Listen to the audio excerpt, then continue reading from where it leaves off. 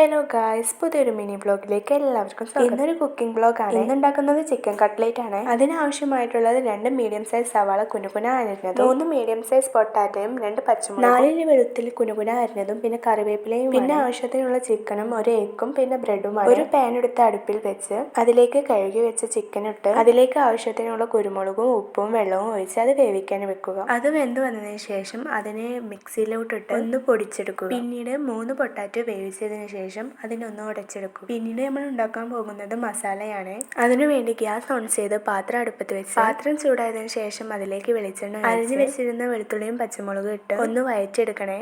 Gas slow ഫ്ലെയിമിലാണ് വെക്കേണ്ടത്. അത് വഴന്നു വന്നതിന് ശേഷം അതിലേക്ക് സവാളയും ഉപ്പും ഇട്ട് പിന്നീട് അതിലേക്ക് കറിവേപ്പിലയും ഇട്ടിട്ടോ. നിങ്ങളുടെ കയ്യിൽ ചപ്പുണ്ടെങ്കിൽ അത് ചേർക്കാട്ടോ, എന്റെ കയ്യിൽ ഉണ്ടായിട്ടില്ലേ. പിന്നീട് അതിലേക്ക് മസാലപ്പൊടികളാണ് ചേർത്തത്. ആദ്യം ഗരം മസാലപ്പൊടി, പിന്നീട് കുരുമുളക്, പിന്നീട് അതിലേക്ക് പൊടിച്ചു വെച്ചിരുന്ന ചിക്കൻ ചേർത്ത് നന്നായി മിക്സ് ചെയ്തെടുത്തുട്ടോ. പിന്നീട് അതൊരു പാത്രത്തിലേക്ക് മാറ്റിയേ ആ മിക്സിലേക്ക് ഉടച്ചു വെച്ചിരുന്ന പൊട്ടാറ്റോയും ചേർത്ത് എന്നിട്ട് അത് നന്നായി മിക്സ് ചെയ്തെടുത്ത് എന്നിട്ട് അതിനെ എല്ലാം കട്ട്ലേറ്റ് ഷേപ്പ് ആക്കിയെടുത്ത് എന്നിട്ട് അതിനെ എഗ്ഗിൽ ഡിപ്പ് ചെയ്ത് ബ്രെഡ് ക്രംസിൽ ഡിപ്പ് ചെയ്ത് എണ്ണയിൽ ഒഴിച്ചെടുത്ത് കട്ട്ലേറ്റിലേക്ക് കോംബോ ഇട്ട് ക്യാരറ്റ് ജ്യൂസ് ആയിരുന്നു ഉണ്ടായിരുന്നത്. അപ്പോൾ എൻ്റെ വീഡിയോ ഇഷ്ടപ്പെട്ടാൽ ലൈക്കും സബ്സ്ക്രൈബും കമൻറ്റും ഷെയറും ചെയ്യണേ. അപ്പോൾ ഓക്കെ, ബൈ.